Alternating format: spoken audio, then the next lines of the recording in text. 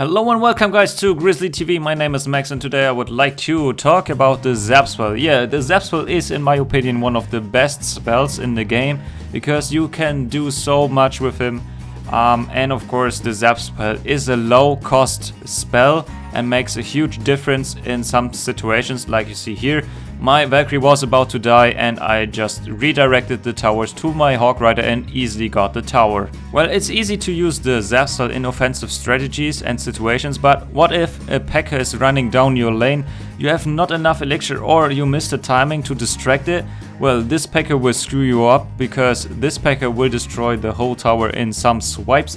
To pretend that, you can just zap a Pekka, put something down and the Pekka is good to go and a waste of Elixir. You can just put down some units of yourself and well, you make a nice counter push on the same lane. Well, the Zap is a perfect counter for a Royal Giant if your tower is for example really low like his tower is. My Royal Giant tries to kill it but 32 HP and he redirects it to the Inferno Tower, so perfect placement right there.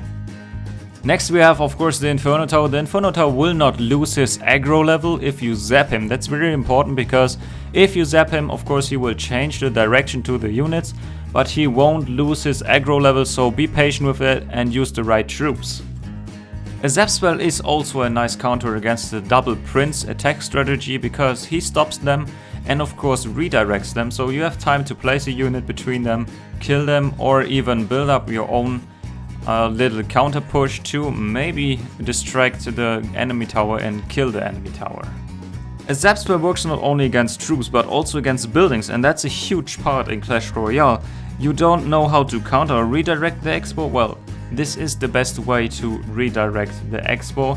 Just place something huge in front of the expo and of course use your Zap Spell to redirect him to any other unit you placed in front of the expo, and of course you can use some buildings, but the best way to deal with an expo is to place a tank and push on the same lane. So you try to deny those expo users by placing other troops, playing aggressive, and of course the same thing works for all your mortar users because a mortar makes still a huge amount of damage if there's nothing you place against him, so a mortar will make a nice amount of damage on your tower. You just have to place a nice tank, zap the mortar and you're good to go. Next we got the statistics here, and as you guys might know, you can kill a whole Minion Horde with one Zap Spell if your Zap Spell is 2 times higher than the Minion Horde. So for example, level 10 Zap Spell kills a whole Minion Horde with level 8 minions in it.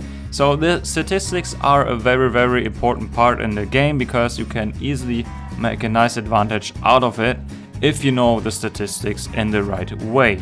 Next we got a nice example of the timing. The timing is a very important point because if you miss the timing on a Zap Spell, it can be huge in your or your opponent's advantage, because as you guys can see here, my Luna is about to die, I zap the tower and win the game.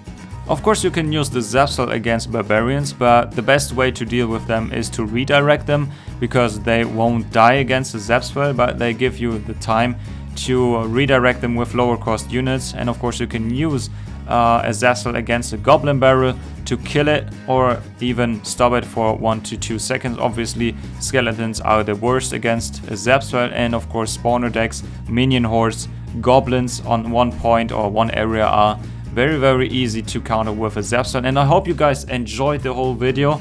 If you guys want to comment down below to tell me what you guys want to see in the next video, it would be perfect. And of course don't forget to subscribe and like the video, and we see us in the next one.